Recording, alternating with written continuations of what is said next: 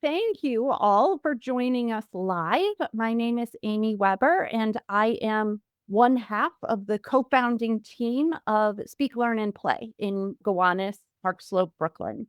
We are an interdisciplinary therapy practice for kids. We offer social skills groups, individual mental health counseling, speech therapy, occupational therapy. So that is a little bit about us. And I want to extend the warmest welcome and the most gratitude because this is not her first time. This is her second time doing this for us because I forgot to hit record last time. I want to welcome our dear friend and colleague, Kate Lynch. She is a yoga teacher, a mindful parent coach, and parent to a pretty awesome neurodivergent teen. Kate is on a mission to create a kinder and more inclusive future. She is widely known for her compassionate and non-judgmental approach. She has supported thousands of parents internationally with mindfulness, self-compassion, and somatic movement so they can enjoy raising their neurodivergent kids and avoid parental burnout, which is why we knew we needed to invite her to come and speak to us about self-compassion, which we see as the secret sauce to better parenting. Thank you, Kate, so much for being with us again. Oh my God. Thank you, Amy. That's like super sweet intro. And just wanted to say I could talk about self-compassion all day long. Anytime you invite me to talk about self-compassion, I'll be here. So welcome, everyone. I want to make sure that you get what you need out of this. I am going to start my little presentation. So I am neurodivergent myself, and sometimes I get distracted easily. So if I kind of go circuitously, I promise, just put those questions in the chat. We'll get to them. We'll have time for you to unmute and talk as well. I'm just really glad that you're here. And any questions before I get started? Should I just jump right in? Yeah. So welcome to Self-Compassion, the Secret Sauce to Better Parenting. I'm going to start off with a story or a visualization, really. It's a very, very short story. And it's about you. Just imagine you're walking somewhere in nature that you love, like maybe in the woods, but if the woods are scary to you, then somewhere else, somewhere peaceful. And up ahead on the path, you see a sweet looking, adorable doggy. And as you get a little closer, the dog lunges and snarls at you and barks and shows its teeth. And I invite you to just notice any changes that might have happened in your body from one slide to the next. And if you're not sure, that's fine too. Just normalize that. And then imagine you get even a little closer because you're very brave and you notice that that dog has its foot caught in a trap. And notice again how anything might have shifted viscerally in your gut, in your heart, not just in your thoughts. I'd like you to sit with that feeling, that shift in feelings for a moment as I define self-compassion, because self-compassion has a prerequisite. It needs suffering. And all of us have some variation of suffering. So if there's not any suffering, we can use gratitude. We can use a lot of other things, just kindness, general self-kindness, but self-compassion is specific to the experience of suffering. And it could be something small, like just for a moment feeling whatever you felt when you saw, when you suddenly felt that dog like snarl and lunge at you, and then whatever you felt when you saw or experienced the dog foot being caught in a trap. So for self-compassion, I'd like you to imagine where and how your own foot is caught in that trap. And each of us have our own specific brand of this, but we are not alone in the experience of suffering. It is very human. So I'll just read this. Self-compassion is turning toward yourself without judgment, knowing that you're not alone, and with the desire to relieve your suffering. And self-compassion is not being laissez-faire about anything and letting yourself off the hook countless times, because that's not really self-compassionate. It's also not selfish. You're not taking away from anyone else when you're expressing compassion to yourself. It doesn't actually take any extra time in your day, especially after you've practiced a little bit and you've got a little script that works for yourself. So, what else have you heard about self compassion that might be a myth? You can put it in the chat. All right. So, go ahead. If you put something in the chat, hopefully I'll see it or we'll talk about it later. But I'll go on to self criticism, which is kind of the antithesis, right? The opposite of self compassion. So, potential outcomes of self criticism that you may or may not have experienced are internal judgment, judgment by loved ones that we've internalized, or even strangers and our culture, especially as parents of neurodivergent kids. This can apply often. We might feel guilty that everything's our fault as parents. This is specific to parents because that's what this talk is about. That we're bad parents. And, I don't mean to genderify this, but they say if it's not one thing, it's the mother, right? It's always coming back to us in our minds or in other people's judgment. We may feel isolated, even though parents of neurodivergent kids are literally everywhere. There's several in my own building here in Brooklyn that didn't even know that I was here or that I didn't know that they were there until we talked about it and we managed to actually find each other. We might feel doubt, disappointment, resentment, frustration, and we might feel those feelings getting bigger as we criticize ourselves either for those feelings or for whatever it is that's going on that we feel bad about. We might feel embarrassed because parents are supposed to know what to do. We're supposed to just be born with this innate ability to parent whoever comes to us, which I think is kind of such a myth. And we might pass on the self-critical mindset to our kids. We might stay stuck repeating the same mistakes, which is one of the things that I've really found with parents who want to do things differently than the way they were raised, but they keep kind of going back because they're caught in this loop of self-criticism. And it's really hard to admit mistakes as parents, I found. I mean, I'm really good at admitting my mistakes. I've gotten really good at it. But we're supposed to know. We're supposed to be perfect, and that doesn't lend itself to change or to growth. And it might, because of that, cause us to avoid learning new parenting skills. What else? What else comes to mind? Did I cover it off? So, potential outcomes of practicing self compassion. Our frustration might be reduced, not completely gone, but it might be reduced. We might start to adopt that growth mindset of feeling less perfectionist, less like we have to. I'm going to read what's in the chat. Modeling self compassion for our kids. Yeah, exactly. That is definitely one of the outcomes of practicing self compassion for ourselves, is modeling it for our kids. But it takes actually practicing for ourselves first. So self trust might be one. Confidence goes with self trust. They're slightly different. Connection. When we connect with ourselves in a compassionate way, we will be more open and less guarded. Contentment, being all right with the moment as it is, which can be really hard, but also really beneficial. And then gratitude.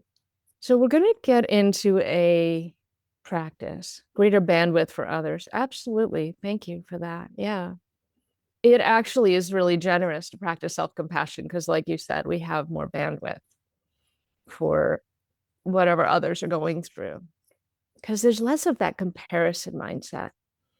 So, the reason that I want you to choose a compassionate guide is someone either in your life or in your past, even someone you can imagine in your future, or someone fictional that you can imagine reflecting your inherent goodness. And this could be anything from, I'll give a couple examples of compassionate guides that I've used for this practice. It's really important to establish something, someone. So I'm actually going to pause after this to make sure that everyone is on board with this. And if you're watching the recording, I also will want you to do this and maybe put it in the comments. All right. It's really important because we want to really have that feeling that we're not alone, that we're held. And it helps to keep us in a safe and social state with our nervous system rather than going to being triggered, a flight or fight response or a collapse response in our nervous system, which some people call flop, freeze, fawn, lots of F words. So think of someone. Okay, so my examples are Mother Nature. I sometimes just reach down and touch a representation of the earth, like touching the ground or what I'm sitting on, and ask, like the Buddha did, ask for Mother Nature to reflect my inherent goodness. That doesn't work for you. Sometimes I call on my best friend, who isn't perfect, but she has seen all my ups and downs. We've been friends a very long time, probably, I guess, almost 40 years now. And, we're not looking for an ideal. We're looking for someone who sees us and loves us, not only in spite of, but because of exactly who we are with flaws and all. And then sometimes I reach for Obi-Wan Kenobi because I'm a huge Star Wars fan, and that kind of warrior energy of protection is what I need. So I'm going to pause the recording because I want to see your faces. And you can put an emoji or you can put something in the chat or the comments, or you can just wave at me or smile at me and let me know that you have got someone. Great. Thank you. Questions about this? This is a really important part of how we start with self-compassion. And once you've established this, it'll be quicker to go back and do it again. But we want to know someone has our back. And for parents of neurodivergent kids, that could be a little triggering to hear that. Like, does someone have your back? No, the village never showed up. But there might be someone you can think of, an ancestor, someone who has been walking alongside you or your protector or your caregiver sometime in your history. And you can call on them in this symbolic way. Does that make sense? All right, I will go on even though I haven't heard from everyone. I'm going to trust you. I'd like you to, with your body, just imagine leaning back into that, like they've got my back. You might take some fuller breaths just if you're receiving that. So self-compassion has three parts. The first is paying attention on purpose without judgment. So you might actually call up something, and I'd invite you to make it like a 5-pound weight rather than an anvil that you drop on yourself this first time that you're doing this. Like something that is a little triggering, maybe a little hurtful, a little painful, some kind of uncomfortable feeling, but not the biggest, most traumatizing thing you can think of. So an example that I use is I'm often kind of anxious when I'm presenting to people I haven't met yet. It's something a lot of people can relate to, and it's not an anvil, it's a 5-pound weight. So I'm anxious. I'm a little anxious right now. And I'm paying attention to that on purpose without judging myself for it. Because of course I am. It's understandable. And I also know that this will pass. I'm not going to be presenting to strangers forever. In fact, I already feel like I know you a little better. In common humanity, other people also feel this way. I know that public speaking is something that a lot of people feel anxious about. I'm not alone. So you might actually put a hand on your heart or think of someone else, think of another parent who might have the same feelings. Maybe they don't have the same situation exactly as you. Maybe your situation is incredibly unique, but maybe someone feels the same way. And there are 7 or 8 billion people on this planet. I bet there's someone who has actually gone through something very similar to you, no matter how extreme your family's situation is. There's someone somewhere.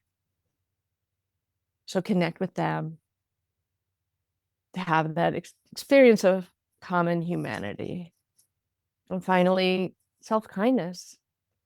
So for a lot of people who are very caring, nurturing people, this is the hardest part. We're really good at being kind to others, But being kind to ourselves takes a little work. So here's what I'll ask you to do. Put your hand on your heart if you can, or your belly, unless you're driving. Connect with yourself. And then think of that best friend or someone who really cares about you, or your compassionate guide. And the first thing I'll invite is to consider what that compassionate guide would say to you. And then think of if someone else were suffering, someone you care about, or someone, or a stranger were suffering in the exact same way that you are. Think of looking at them, and what would you say to them? Would you be critical of them? Or would you say something generous and kind? And then please turn that toward yourself. You are worthy of kindness and of care, no matter what. And I love this quote by Harriet Lerner, who's written a lot of books about dealing with your mother and, kind of self-help psychology books. She's old school, and she wrote this book, The Dance of Connection. I just like this quote because it's not gaslighting. It's not saying that we should always be positive, but being stuck in a negative groove doesn't make us more real either, more authentic either. So two things can be true at the same time, right? And this is a yogic principle, Pratipaksha Bhavana. It's also a psychology principle. Like, even when things are really rough, there's also probably something equal and opposite that is true. So we can reach for that. Okay. I'm going to again pause the presentation for a moment. So I want to check in. I promise we'll have plenty of time for thoughts and questions. But before we go into this meditation, did that bring anything up for you that you'd like to talk about or ask about? I'm feeling a little less anxious, but also a little more tenderness in my heart and a sense of responsibility to get really this across to you, how valuable and also how simple it is to practice self-compassion. So it has these three components, right? Being mindful, being present, which can be hard, but it just takes a second, right? Just bring yourself to the present moment of what you're feeling. Know that you're not alone in this feeling, and then be kind to yourself as you would to your best friend, right? Okay.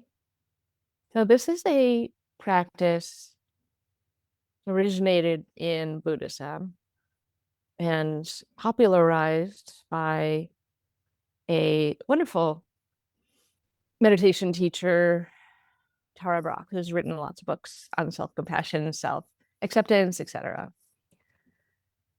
And I added the S. So it's rain or rains. And this is just a acronym that you can use to remember. So the very first thing is to recognize, and you might work with the same feeling. What is it that I'm trying not to feel? And you could choose a different feeling if you'd like.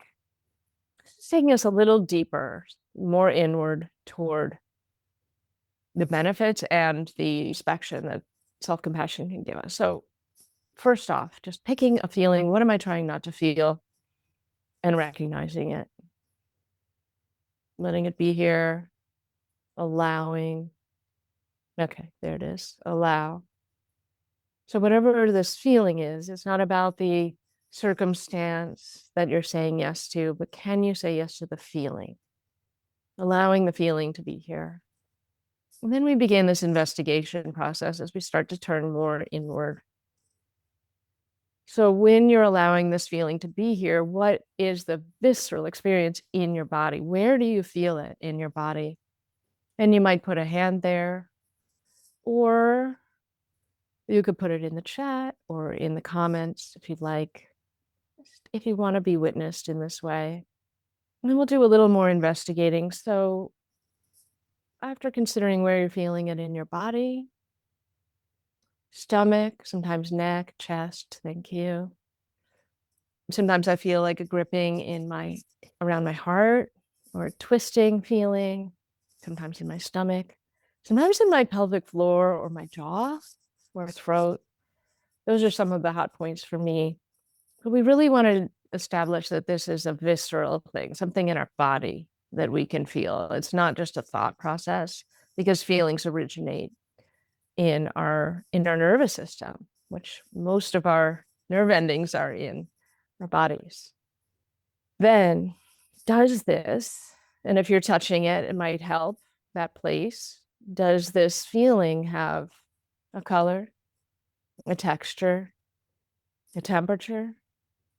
And if the answer is no to all of these, it's totally fine. We're just touching into this place, being with it, and getting curious about it. And you might ask, if you're willing, how old is this feeling? And remember that your compassionate guide has got your back. To settle into that feeling of support, of being held. I invite you to ask the feeling, how can I best support you right now? And so if you're having this little conversation with this feeling, how could I best support you right now? What do you most need? And listen. You can take a little time sometimes. So listen for what that feeling is telling you. And again, if it's not coming, that's all right. But now we're going to go to the nurture step. So you might reflect back what the feeling told you it needed from you or the support that it wanted.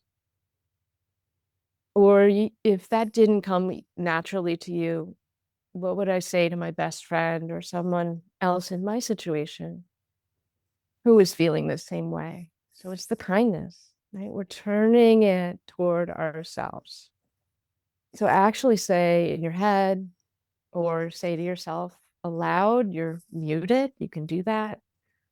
Or if you're on the replay, you can say it aloud or whisper it to yourself. It will have more of an impact if you can hear it.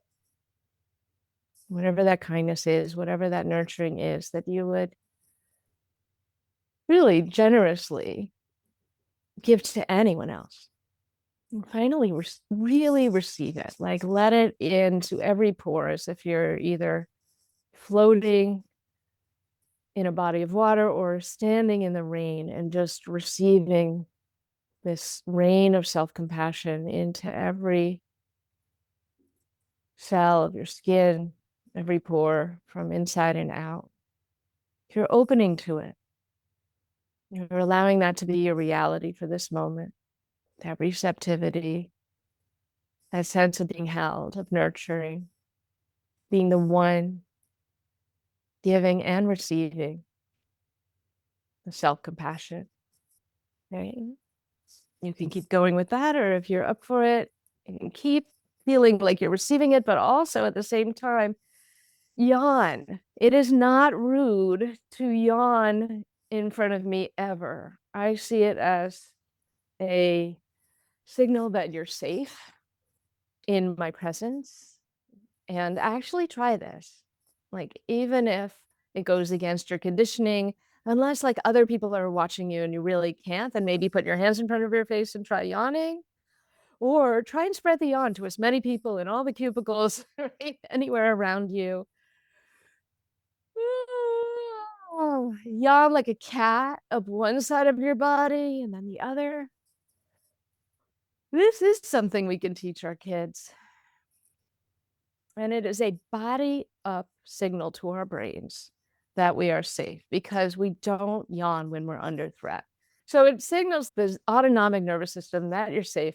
And I want to just tweak that a little bit to say that our autonomic nervous system also can be our shutdown response. So it is specifically tweaking the place that feels truly safe and not shut down. So it's interesting how our nervous system goes from one to the other.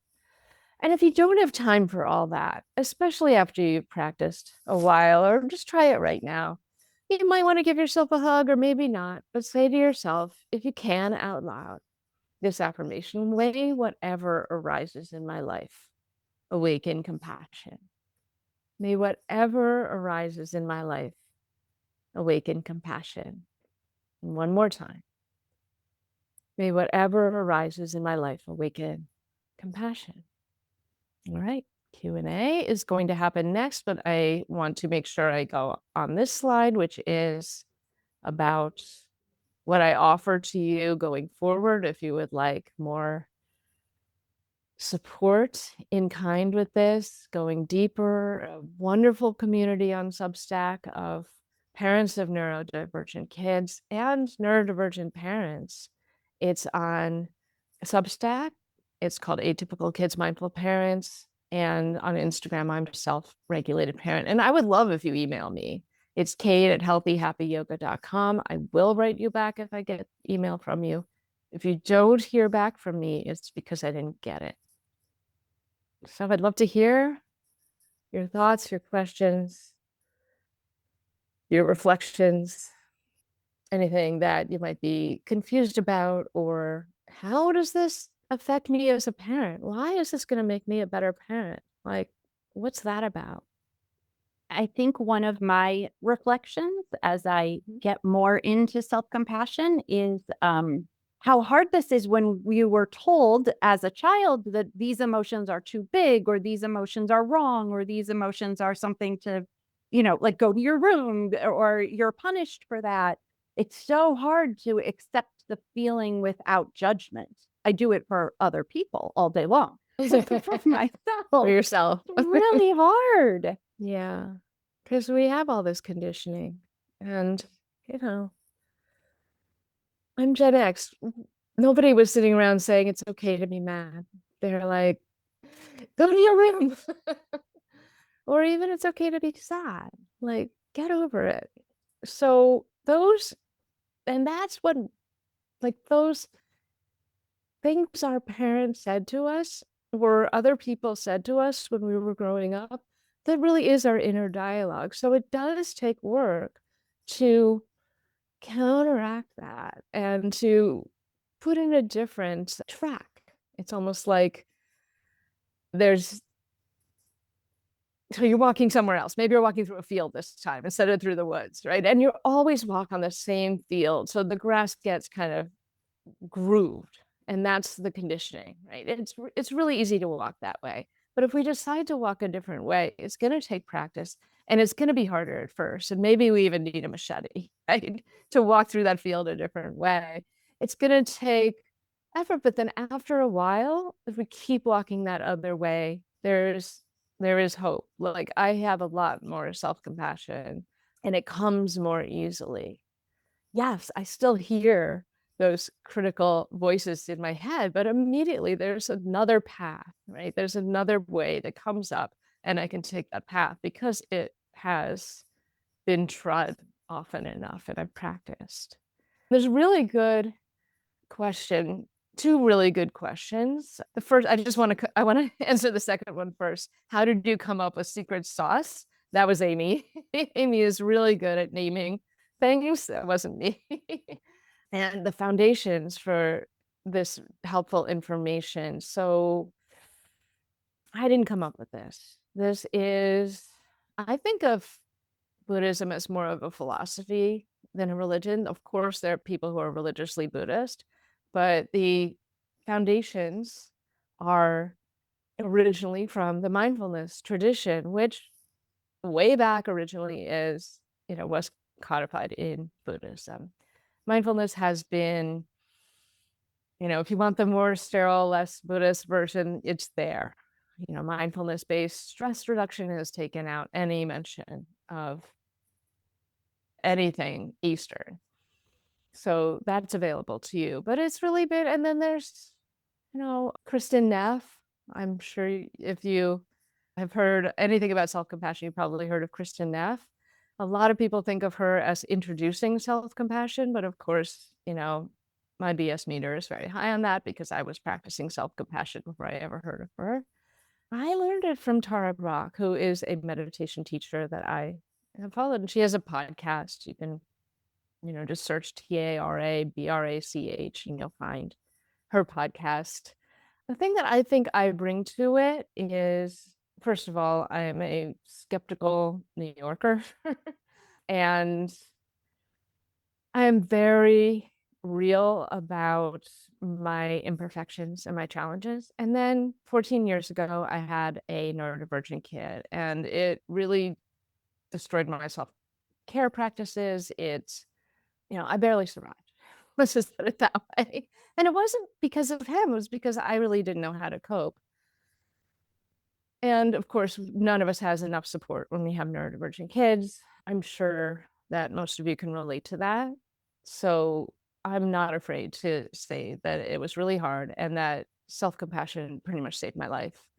So I just started, it was one of the few things that I had time to practice because it was something I could do while taking care of him. I didn't have to leave him and go practice yoga for an hour in a studio or shut myself off in a room. I could be with him and, in my own way, practice self-compassion in the moment. And it wasn't easy, especially in the middle of his meltdowns. I certainly lost my stuff. I'm not sure if we can swear here, but yeah, okay. Does that answer your question? That's important to me that I'm able to answer that question.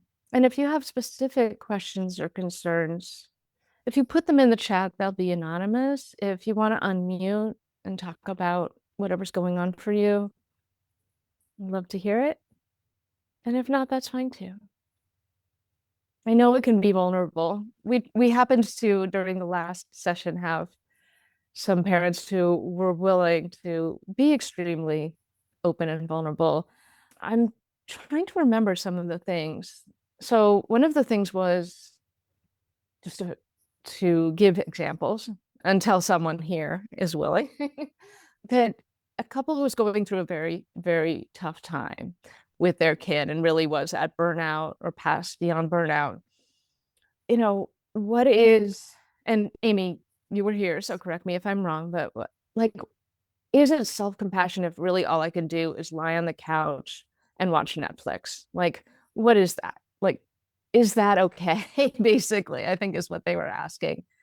And in that collapsed state of the nervous system, when we've gone through fight or flight, so just a quick like terminology of the nervous system, most of you, I know some of you have certainly heard of it because you put it in the chat, but you've gone from the safe and social state, you realize that there's a threat, and you tried to run away, right? That's the flight response. You're not going to be able to run away from whatever the threat is. So you stand and fight. You know that you're not going to be able to fight. That's when the collapse state comes in. If you know that you're going to be completely overpowered by whatever the threat is, it can show up as freeze, which is still very vigilant. It can show up as flop or a total collapse where you just are lying on the couch watching Netflix. It can show up as fawn when you're really trying to kind of negotiate or even manipulate your threat in some way. And that's one that I've gone to a lot. So lying on the couch, collapse state, burnout, makes perfect sense, total sense. What I suggested was to really soak it up, enjoy it, appreciate it, not criticize yourself for it. And if you get to the point where you realize you're tired and you could actually go to bed, and that might be more self-compassionate, you'll be more likely to do it if you're not beating yourself up. Also, when we're in that state, it might be very small movements or things like just like the yawn, right? Or a big stretch, and just letting that be enough. Or small micro movements like moving your fingers. Like if you're just really in a collapse state, just moving your fingers or your toes might be enough. So yeah, I gave them permission to lie around and watch Netflix and play video games for a while because it's not always going to be this way. Mindfulness, be in the moment without judgment and really be present with what's happening in the moment, knowing it's not always going to be this way. Well, Amy, I don't want to drag this out. Is there anything else, anyone else, any other examples I could troubleshoot? What questions do you have? Me? Yeah. I have so many. Last time you said something about guilt and boundaries, and I didn't write it down, and I'm wondering if you remember. if you can read my mind and remember what it was that you said. There's Mm. something about that you feel guilt because you're trying to people please, or that's enmeshment. Okay, right. Yep, gotcha. So I think it was about holding boundaries and feeling guilty when we hold boundaries. And I got this from Dr. Becky, the definition of guilt, like kind of untangling what guilt is. So, guilt truly is like what really is the definition of guilt, if we can separate them, is I'm out of alignment with my own values. And so that makes me uncomfortable because I'm doing something that doesn't represent who I am at my core. Like if I stole a lipstick from the drugstore, integrity is one of my values. Like that would be out of integrity, right? And that's just, a silly example that I could think of. So that makes sense to feel guilty about that. Somebody else being uncomfortable because I said, I need to go out to dinner tonight with my friend and you can put our kid to bed. Them being uncomfortable, that's not guilt. That's really their discomfort shedding on us like a cat or a dog. That's us taking on their uncomfortable feelings about being inconvenienced or being scared they'll do it wrong or whatever it is. And that's really not guilt. That's discomfort. And it does go along with people pleasing. I mean, I just had an experience of people pleasing this past weekend. And I've been working on this a lot to heal from my people pleasing tendencies. And it comes up again and again. I don't want to be the one causing someone else's discomfort. But what about my comfort? Right? So that's where self-compassion comes back. Okay, they're uncomfortable. I feel this discomfort within me. And what would my best friend say? My best friend would say, "Come and have dinner with me. You are worthy of that." And they'll handle it just fine. Everything is going to be fine. Yeah. Does that equate to what you were kind of thinking of? Or Yeah. there is a question in the chat, so I'm going to read it. How do you deal with the grief and disappointment of having a child, who struggles, and the necessity of having to redirect your life in a way you didn't expect your life would go? I'm still working on that, and it's been 14 years. It is hard. I think I'm going to say it. Let yourself experience the grief, because the feelings that we let ourselves feel are the ones that we can actually work with and model that self-compassion around.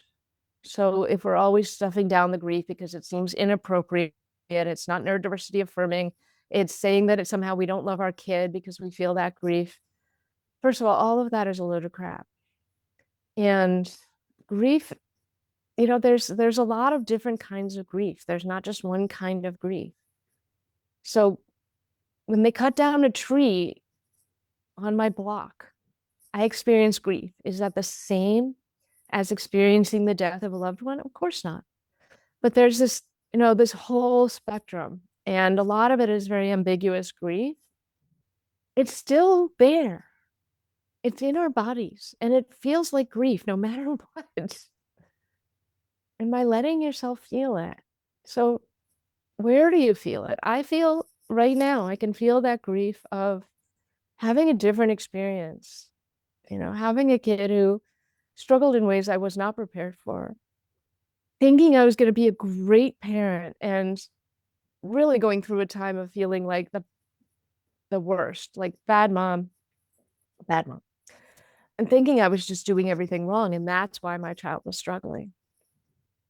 And then going through the grief of diagnosis, of not knowing, what that meant, not knowing what the future held. And that can be really scary. So it really helped me to know I wasn't alone. And redirecting your life in a way that you didn't expect your life would go. Still working on that too. And it's totally wrong and unfair.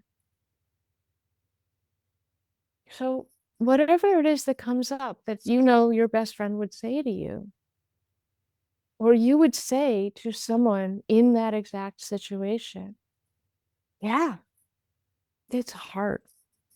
It's unfair. Systems don't support us. The village looks very different and is very inaccessible compared to what I had hoped. But the village is there. We are all here having a very similar experience. And it doesn't fix the problem. So there are still going to be those systemic problems. But by shifting away from self criticism and towards self compassion, we can start to feel freed up to take action. And that is the greatest benefit for me, is that I feel less stuck, because we have to allow ourselves to experience things to move through them. It's that thing that Dan, I'm sure you know this quote, Amy, about name it to frame it, name it to tame it. Yeah.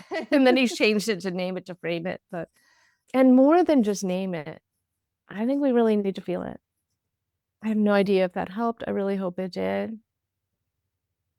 It frees us up to take more action, compassionate action in the world. That's what I found. My energy shifts when I go through these self-compassion practices, or even when I just now like give myself a little self-compassion and keep going, or just a little kindness. Like, yeah, that happened. Yeah, that sucks. And you're worthy of taking a really deep, full breath right now, letting it out slowly, and thinking about how your foot is caught in the trap. Because that might be your brand of having your foot caught in the trap, right? I had to put my whole career on hold, shift everything. And then I wasn't even like, it was totally invisible. My partner, who is the most wonderful and supportive person, recently said, "We were just so lucky you had a flexible job." I was like, what? I had to make my job flexible. We had an autistic child. Like, I'm glad that it was helpful. Should we end there before I divulge any more family secrets? Yeah. Thank Okay. you so, Thank so you so much. much. And I would love to invite whoever's here, whoever's listening, watching, to join my Substack, like subscribe to my Substack. It's Atypical Kids, Mindful Parents. And we have a wonderful community that's growing there. It's really exciting and wonderful. So I don't know. I said wonderful twice, but it is. It's warm, it's understanding, and we have these really vibrant conversations. I'm a member. It's worth it. Thank you, Amy. Yeah. Yeah.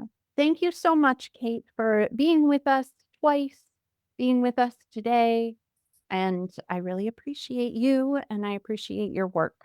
You're Thank you welcome. so Of much. course, Amy. Anytime you ask me for anything, I'm here, and especially to talk about self-compassion. Thanks. Thanks, everyone.